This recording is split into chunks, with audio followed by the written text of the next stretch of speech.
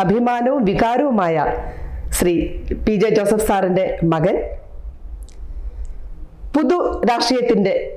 പുതുതലമുറയുടെ രാഷ്ട്രീയ മുഖവും കേരള കോൺഗ്രസിന്റെ സ്റ്റേറ്റ് കോർഡിനേറ്ററുമായ ശ്രീ അപ്പു ജോൺ ജോസഫാണ് ഇന്ന് നമ്മുടെ കൂടെയുള്ളത്. സാർ, സ്വാഗതം. ശ്രീ നാരായണ ഗുരുദേവൻ നടത്തിയ ലോകപ്രശസ്തമായ സർവമത സമ്മേളനത്തിന്റെ 100ാം വാർഷികാഘോഷം ദുബായിൽ വെച്ച് നടത്തപ്പെടുകയുണ്ടായി. അതിൽ പങ്കെടുക്കുവാനാണല്ലോ അങ്ങ് ഇവിടെ എത്തിയിരിക്കുന്നത്. ആ സമ്മേളനത്തിൽ വെച്ച് വളരെ മനോഹരമായി, വളരെ ശക്തമായ ശ്രീ നാരായണ ഗുരുദേവന്റെ ചിന്തകളെ പറ്റി അങ്ങ് പ്രസംഗിക്കുകയുണ്ടായി. ശ്രീ നാരായണ ഗുരുദേവന്റെ ചിന്തകളും പ്രവർത്തനങ്ങളും ഈ കാലഘട്ടത്തിൽ എത്രത്തോളം പ്രസക്തമാണെന്ന് ഒന്ന് വിശദീകരിക്കാമോ? ഈ ഗുരുദേവനെ കുറിച്ച് നമ്മൾ പറയുമ്പോൾ ഞാൻ ആ പ്രസംഗത്തിൽ പറഞ്ഞ ഒരു കാര്യമായിരുന്നു, 1892 സ്വാമി വിവേകാനന്ദൻ കേരളത്തിൽ വന്നപ്പോൾ അന്ന് ഇവിടെ നടക്കുന്ന അനാചാരങ്ങളും ഈ ജാതിയുടെ പേരിലും ഒക്കെ ആളുകളെ എന്ന് പറയുന്നത് വേർതിരിച്ച് കാണുന്ന ഒരു സാഹചര്യത്തിൽ അദ്ദേഹം കേരളം ഒരു ഭ്രാന്താലയമാണ് എന്നൊരു അഭിപ്രായം പറയുകയുണ്ടായി. പിൽക്കാലത്ത് ഗുരുവും അതുപോലെ ഡോക്ടർ പൽപ്പു ചട്ടമ്പി സ്വാമികൾ, അതുപോലെ വക്കം മൗലവി തുടങ്ങിയവരും, ഇദ്ദേഹത്തിന് മുൻപ് ഈ ചാവറ കുര്യാക്കോസ് ഇലയാസച്ചനൊക്കെ, അവരാണ് കേരളം ശരിക്കും പറഞ്ഞാൽ ഒരു നമ്മളിപ്പോൾ കാണുന്ന കേരളീയ സംസ്കാരവും വിദ്യാഭ്യാസവും ഒരു സാമുദായിക സമത്വവും വിവിധ മതങ്ങൾ തമ്മിലുള്ള സൗഹാർദ്ദമൊക്കെ ഇവിടെ സ്ഥാപിക്കുവാൻ വേണ്ടി മുൻകൈ എടുത്ത് പ്രവർത്തിച്ചവർ. ആ ഒരു രീതിയിൽ നമ്മൾ നോക്കുകയാണെങ്കിൽ നമ്മുടെ സംസ്ഥാനം ഈ നവോത്ഥാന നായകന്മാരോട് കടപ്പെട്ടിരിക്കുന്നൊരു സാഹചര്യമുണ്ട്. ഇന്നത്തെ കാലഘട്ടത്തിൽ നമുക്കറിയാം, ഇന്ന് നമ്മൾ സമൂഹ മാധ്യമങ്ങളോ മറ്റ് പറയുന്ന മെയിൻ സ്ട്രീം മീഡിയയിലൊക്കെ നോക്കിയാൽ ഈ ജാതി വിചാരങ്ങളും മതവിചാരങ്ങളുമൊക്കെ വീണ്ടും ഈ നാട്ടുകാരുടെ മനസ്സിൽ അടിച്ചേൽപ്പിച്ച് പല പല കാര്യങ്ങൾ ഈ പറയുന്ന ഇന്ന് ഫേക്ക് ന്യൂസുകളുടെ കാലഘട്ടമാണ്. അങ്ങനെയുള്ള വിവിധങ്ങളായ ഈ എന്ന് പറയുന്ന ആളുകളുടെ മനസ്സിലേക്ക് ഇങ്ങനെ ഫീഡ് ചെയ്ത് വർഗീയമായിട്ടും മതപരമായിട്ടും ജനങ്ങളെ ഭിന്നിപ്പിക്കാൻ ശ്രമിക്കുന്ന ഈ കാലഘട്ടത്തിൽ ശ്രീനാരായണ ഗുരു അന്ന് അദ്ദേഹം പഠിപ്പിച്ച കാര്യങ്ങൾക്ക് നമ്മുടെ സമകാലീന കേരളത്തിൽ വളരെയേറെ പ്രസക്തിയുണ്ട്. അദ്ദേഹം പറഞ്ഞ ഒരു കാര്യം, മതമേതായാലും മനുഷ്യൻ നന്നായാൽ മതി. അന്ന് നമ്മുടെ സ്വാമിജി അവിടെ പ്രസംഗത്തിൽ പറഞ്ഞു, ശ്രീലങ്കയിൽ എവിടെ പോയപ്പം ഏതൊരു വ്യക്തി ഗുരുവിൻ്റെ പ്രസംഗം കേട്ടതിന് ശേഷം അടുത്ത പ്രാവശ്യം അവിടെ ചെന്നപ്പോൾ, ഗുരുവാണോ ഏതോ സ്വാമിയാണെന്ന് തോന്നുന്നു, ഇദ്ദേഹം മതം മാറി ഒരു സ്വാമിയായിട്ടിരുന്നു. അപ്പോൾ ഇദ്ദേഹം പറഞ്ഞു, താങ്കൾ ഒരിക്കലും ഒരു മുസ്ലിം സമുദായപ്പെട്ട ആളാണെന്നാണ് വിചാരിക്കുന്നത്. അദ്ദേഹം പറഞ്ഞു, താങ്കളെ ഖാദർ എന്തോ പേര്, താങ്കളെ ഖാദറായിട്ട് ഞങ്ങളുടെ ഈ പറയുന്ന ഈ ഒരു വിശ്വാസത്തിലേക്ക് വരുന്നതാണ് ഞങ്ങൾക്ക് ഇഷ്ടം. അതുകൊണ്ട് മതം മാറേണ്ട കാര്യമില്ല. അപ്പം ആ ഒരു വലിയ ഒരു എന്താ പറയുന്ന ഒരു നമ്മുടെ ഒരു ചിന്താഗതി, ഒരു ജാതി, ഒരു മതം, ഒരു ദൈവം. അപ്പോൾ അതേ പറയുന്നത്, ഇപ്പം നമ്മൾ ഏത് മതങ്ങളും എടുത്തോ, അത് ക്രൈസ്തവ മതമായിക്കോട്ടെ, ഹൈന്ദവ മതമായിക്കോട്ടെ, അല്ലെങ്കിൽ മുസ്ലിം മതമായിക്കോട്ടെ, എല്ലാ മതങ്ങളും നമ്മുടെ സഹോദരങ്ങളെ സ്നേഹിക്കുക എന്നുള്ളതാണ് അടിസ്ഥാന തത്വം. അപ്പം അത് മുൻനിർത്തി ഉള്ള ഒരു പഠനം, ഒരു ചിന്ത എന്ന് പറയുന്ന ഒരു ശാഖ അദ്ദേഹം അന്ന് തുടങ്ങി വെച്ചു. അത് ഇന്ന് ഈ കാലഘട്ടത്തിൽ ഏറ്റവും പ്രസക്തമായ ഒരു ചിന്താധാരയാണ് ഗുരു അന്ന് തുടങ്ങി വെച്ചത്. തീർച്ചയായും ശ്രീനാരായണ ഗുരുദേവന്റെ ഈ പറഞ്ഞ ഒരു ജാതി ഒരു മതം ഒരു ദൈവമൊക്കെ ഈ ഒരു കാലഘട്ടത്തിന് അനിവാര്യമായ വചനങ്ങൾ തന്നെയാണ്. പക്ഷേ പൊതുസമൂഹം അത് എത്രത്തോളം പിൻപറ്റുന്നു എന്നുള്ളതിലാണ് അല്ലേ നമുക്കൊരു, കാരണം നമുക്ക് സാറ് പറഞ്ഞത് കറക്റ്റാണ്, സോഷ്യൽ മീഡിയയിലൊക്കെ ഇപ്പം നിറഞ്ഞു നിൽക്കുന്നത് ഈ മതങ്ങൾ തമ്മിലുള്ള പ്രശ്നങ്ങൾ തന്നെയാണ്. പക്ഷേ നമ്മൾക്കിടയിൽ മതങ്ങളല്ല, നമ്മൾക്കിടയിൽ ഏത് മതത്തിന്റെ അടിസ്ഥാനം സ്നേഹം തന്നെയാണെന്നുള്ളതാണ് ഈ ശ്രീനാരായണ ഗുരുദേവൻ ഒന്നുകൂടെ ഊട്ടി ഉറപ്പിക്കുന്നത്. അതിൽ ഈ ശിവഗിരി മഠത്തിനൊരു വലിയ പങ്ക് വഹിക്കുവാനുണ്ട്. ഇപ്പം ഈ 100ാം വർഷം ആചരിക്കുന്നതിൻ്റെ ഭാഗമായിട്ട് ചാണ്ടി ഉമ്മൻ MLA ഒക്കെ ആയിട്ട് ചേർന്ന് മാർപ്പാപ്പേനെ പോയി കാണുകയുണ്ടായി. അതിനുശേഷം എനിക്ക് വന്ന് UK ഒരു സമ്മേളനം നടത്തി. ഈ മിഡിൽ ഈസ്റ്റിൻ്റെ ഭാഗമായിട്ട് ദുബായിൽ നടത്തി. ഇനി അടുത്തത് എനിക്കൊന്ന് ഓസ്ട്രേലിയയിലാണെന്ന് തോന്നുന്നു. അപ്പം ലോകമെമ്പാടും ഈ സന്ദേശം പ്രചരിപ്പിക്കുക എന്ന് പറയുന്നൊരു വലിയ ഉത്തരവാദിത്വം ഗുരുവിൻ്റെ പിൻഗാമികളായ ഈ മഠത്തിലെ അവർക്കും സ്വാമിമാർക്കും ഒക്കെ ഒരു വലിയ ഉത്തരവാദിത്വമുണ്ട്. തീർച്ചയായിട്ടും ഈ പുതുതലമുറ, ഇപ്പം നമ്മുടെ ഇപ്പോൾ പുതുതലമുറ എന്ന് പറയുന്നത് ഇന്നൊരു സോഷ്യൽ മീഡിയയിൽ ജീവിക്കുന്ന എന്ന് പറയുന്ന തലമുറയാണ്. നമ്മൾ ജനറേഷൻ Z, ജെൻ എക്സ് എന്നൊക്കെ പറയും. അവർ അങ്ങോട്ടും ഇങ്ങോട്ടും സംസാരിക്കുന്ന ഭാഷ പോലും നമുക്ക് മനസ്സിലാകുന്നില്ല. അവരൊക്കെ ചിന്തിക്കുന്നത് വേറെ ഏതോ തലങ്ങളിലാണ്. പക്ഷേ ഇങ്ങനെയൊക്കെയുള്ളൊരു പാരമ്പര്യം, ഒരു സംസ്കാരം നമ്മുടെ നാട്ടിൽ ഉണ്ടായിരുന്നു, അല്ലെങ്കിൽ ഇന്നും ഉണ്ട് എന്നുള്ള കാര്യം, ആ ഒരു അവബോധം, ഞാൻ പറയുന്നത് ഇങ്ങനെയുള്ള കാര്യങ്ങൾ നമ്മുടെ പാഠ്യ പദ്ധതികളുടെ ഭാഗമാക്കണം, ഉൾപ്പെടുത്തണം. നമ്മുടെ സംസ്കാരം, നമ്മുടെ പൈതൃകം. ഈ കേരളം എന്ന് പറയുന്നത് ലോകമെമ്പാടുമുള്ള വിവിധ നാനാ മതസ്ഥർക്ക് മാതൃക. ഇത്രയും മതസൗഹാർദ്ദത്തോടെ, ഞാനെന്ന് പറഞ്ഞത് 3.5 കോടി ജനങ്ങൾ, അത് ഹിന്ദുവെന്നോ മുസൽമാനെന്നോ ക്രിസ്ത്യാനെന്നോ ഒരു ഭേദമില്ലാതെ ഒന്നിച്ചിരുന്ന ഓണം ഉണ്ണുന്ന ഒരു സംസ്ഥാനമോ ഒരു പ്രദേശമോ ലോകത്തെവിടെയാണ് ഉള്ളത്? ഇത്രയും മതമൈത്രിയുള്ളൊരു സംസ്ഥാനം അല്ലെങ്കിൽ ഒരു പ്രദേശം ലോകത്തെങ്ങുമില്ല. ആ ഒരു ആ ഒരു കാര്യത്തെക്കുറിച്ച് നമ്മൾ അഭിമാനം കൊള്ളണം. അത് നമ്മുടെ പാഠ്യ പദ്ധതിയുടെ, നമ്മുടെ പൈതൃകം ഇതാണ്, നമ്മുടെ സംസ്കാരം ഇതാണ്. ഇവിടെ ജാതിയുടെ മതത്തിൻ്റെ പേരിൽ വേർതിരിച്ച് ആരെയും നമ്മൾ നിർത്താൻ പാടില്ല എന്നുള്ളത് ഈ ചെറുപ്രായത്തിൽ നമ്മുടെ കുട്ടികളുടെ മനസ്സിൽ കയറ്റിയാൽ തീർച്ചയായും ആര് എന്നാ വിചാരിച്ചാലും നമ്മുടെ നാട്ടിലെ ജനങ്ങളെ ഭിന്നിപ്പിക്കാൻ പറ്റത്തില്ല. പക്ഷേ നമ്മൾ പറയും ക്യാച്ച് ദം യങ്. ചെറുപ്രായത്തിൽ ഈ അവബോധം നമ്മുടെ പുതുതലമുറയ്ക്ക് കൊടുക്കാൻ പറ്റിയാൽ അതിന് ഈ പറയുന്ന പോലെ ഈ മഠത്തിനും ഗുരു സഭയുടെ പേര് ശ്രീനാരായണ, അത് തന്നെ ഗുരു, ആ സഭകൾക്കും, അത് മാത്രമല്ല വിവിധ ഇപ്പൊ ക്രൈസ്തവ സഭകൾക്കും ഉണ്ട്, മിഷണറി ഉണ്ട്, ഹൈന്ദവ സംഘടനകളുണ്ട്. ഇവരെല്ലാവരും ഒരു കൂട്ടായ, അല്ലെങ്കിൽ മുസ്ലിം സമുദായത്തിനുമുണ്ട്, ഒരു കൂട്ടായ ശ്രമത്തിൽ നാട്ടിലെ മതമൈത്രിയും ജാതികൾ തമ്മിലുള്ള ഒരു ഐക്യവും നിലനിർത്തുവാൻ ഇവർക്കും രാഷ്ട്രീയക്കാരോടൊപ്പം തന്നെ ഒരു വലിയ ഉത്തരവാദിത്വമുണ്ട്. ഈ ഭാവി തലമുറയോടെ നമുക്കൊരു വലിയ കടപ്പാടുണ്ട്, ഉത്തരവാദിത്വം. ഇന്ന് പറന്ന് വീഴുന്ന കുഞ്ഞിന് 20 വർഷം കഴിയുമ്പോൾ കേരളത്തിൽ ജീവിക്കാൻ ഉതകുന്ന ഒരു ഒരു സാഹചര്യം നിലനിർത്തുക എന്നുള്ളത് ഈ തലമുറയുടെ ഉത്തരവാദിത്തമാണ്. നമ്മൾ വളർന്നുമ്പോഴത്തേക്കും ഇവിടെ ഈ പറയുന്ന പോലെ സമുദായത്തിൻ്റെ പേരിലും ജാതിയുടെ പേരിലും തമ്മിലടിക്കുന്ന ഒരു സാഹചര്യത്തിലേക്ക് നമ്മൾ പോകുന്നെങ്കിൽ അവരോട് കാണിക്കുന്ന ഒരു വലിയ നിരുത്തരവാദിത്വപരമായ സമീപനമാണ് ഈ തലമുറ ചെയ്യുന്നത്.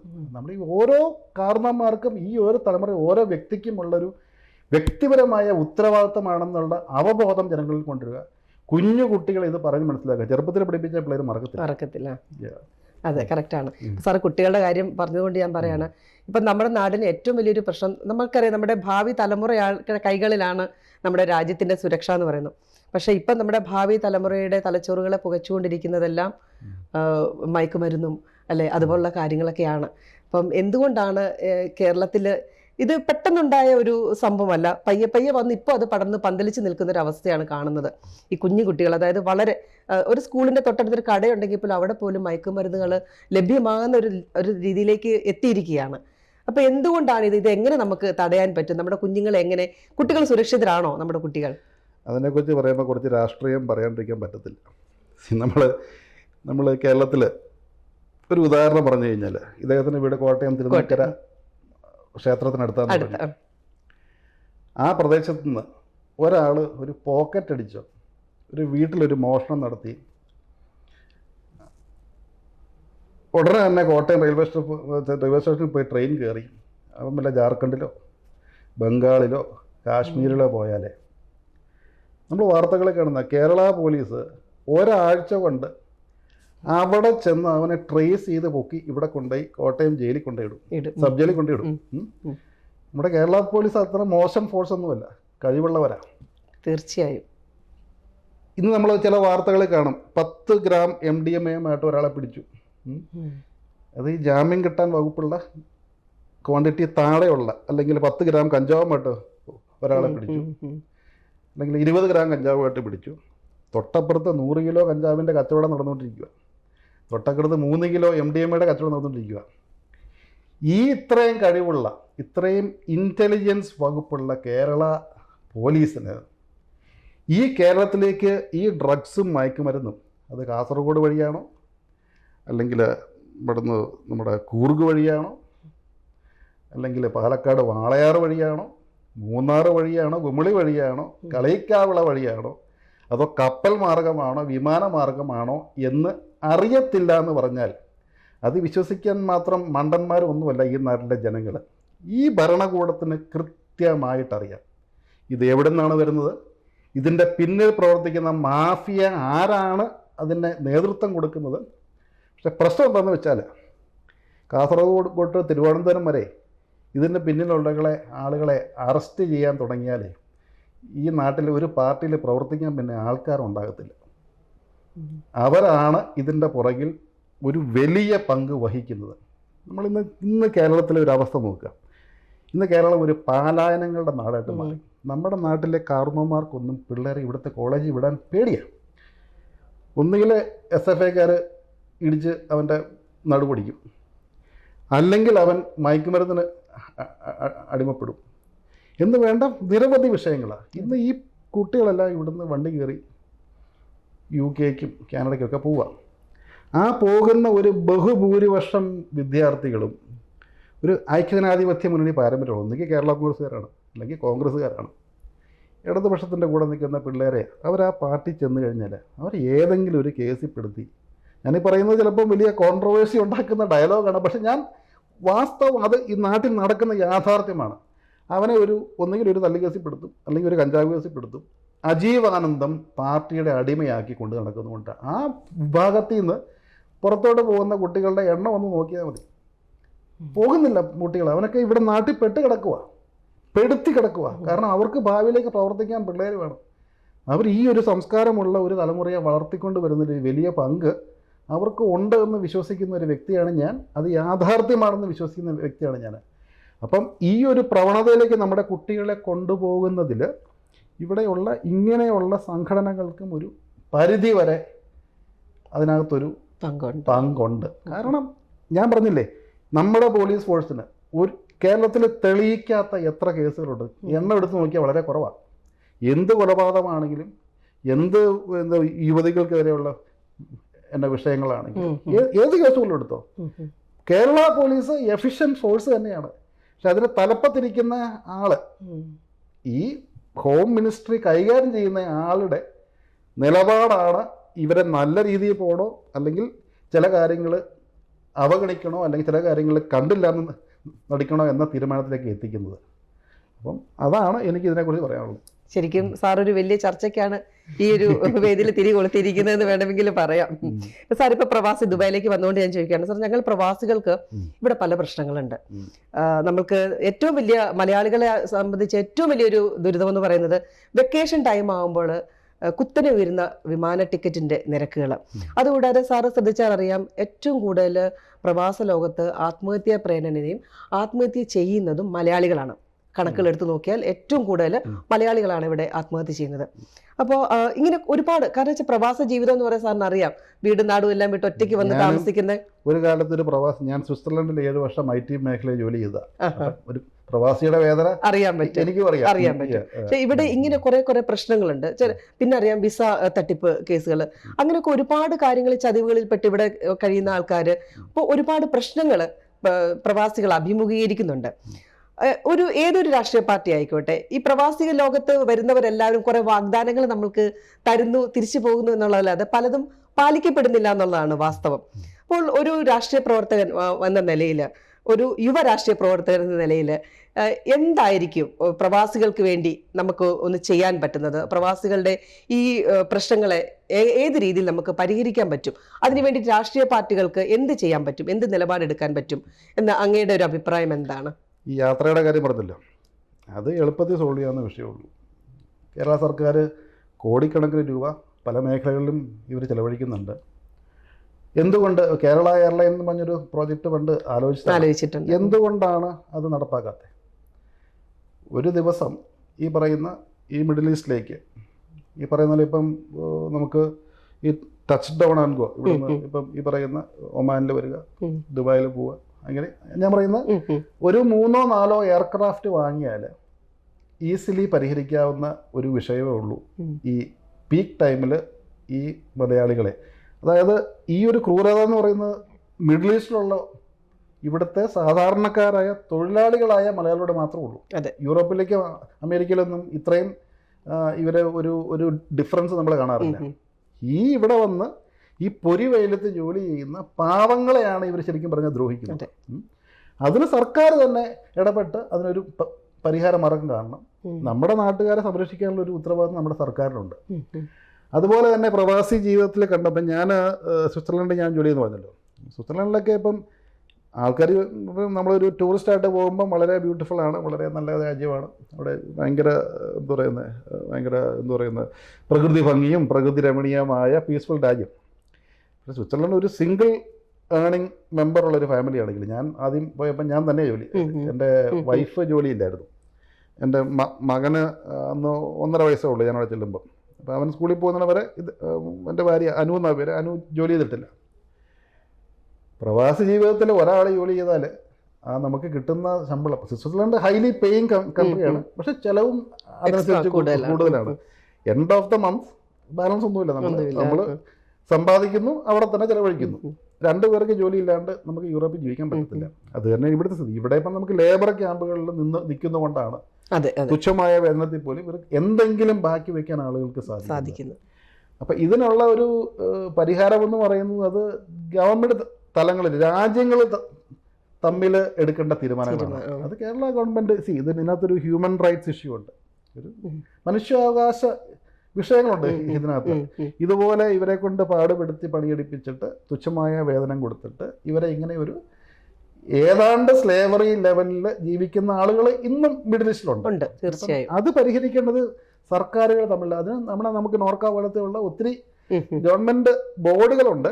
അതിൻ്റെ പ്രവർത്തനങ്ങൾ കുറച്ചുകൂടെ ഒന്ന് ഏകോപിപ്പിക്കുക, അതിൻ്റെ പ്രവർത്തനങ്ങൾ കുറച്ചുകൂടെ ഒന്ന് കാര്യക്ഷമമാക്കുക. കൂട്ടായ ചർച്ചകളിലൂടെയും കൂട്ടായ പ്രവർത്തനത്തിലൂടെയും ഈ പ്രവാസികളുടെ ക്ഷേമത്തിന് വേണ്ടി എനിക്ക് ഇപ്പോൾ ഒരു പ്രവാസി ക്ഷേമ വകുപ്പുണ്ട്. ആ വകുപ്പിന്റെ പ്രവർത്തനങ്ങൾ കുറച്ചുകൂടെ കാര്യക്ഷമമാക്കുക എന്നുള്ളതാണ് അടിസ്ഥാനപരമായി. നമ്മൾ എവിടെയെങ്കിലും ഒന്ന് തുടങ്ങണമല്ലോ. തുടങ്ങിക്കഴിയുമ്പോൾ ഈ കൂട്ടായ ഇവിടേക്ക് ധാരാളം ഇവിടെ ബിസിനസ് ചെയ്യുന്ന ധാരാളം നല്ല ബുദ്ധിയുള്ള, നല്ല ദീർഘവീക്ഷണമുള്ള നേതാക്കന്മാരും ബിസിനസ്സുകാരും ഇവിടെ ഉണ്ട്. ഇവരെല്ലാം ചേർത്തിരുത്തിയിട്ട് ഈ പ്രശ്നത്തിൽ പരിഹാരം നമ്മൾ കൂട്ടായി എത്തുകയാണ് വേണ്ടത്. തീർച്ചയായും സാർ, ആദരണീയനായ PJ ജോസഫ് സാറിന്റെ ലെഗസി പിന്തുടരുന്ന അദ്ദേഹത്തിന്റെ മകൻ നമുക്കറിയാം MLA ആയും മന്ത്രിയായും ഒക്കെ നിറഞ്ഞു നിന്ന ഒരു പൊതുപ്രവർത്തകനാണ്. കേരളത്തിന്റെ നിറസാന്നിധ്യമാണ് PJ ജോസഫ് സാർ എന്ന് പറയുന്നത്.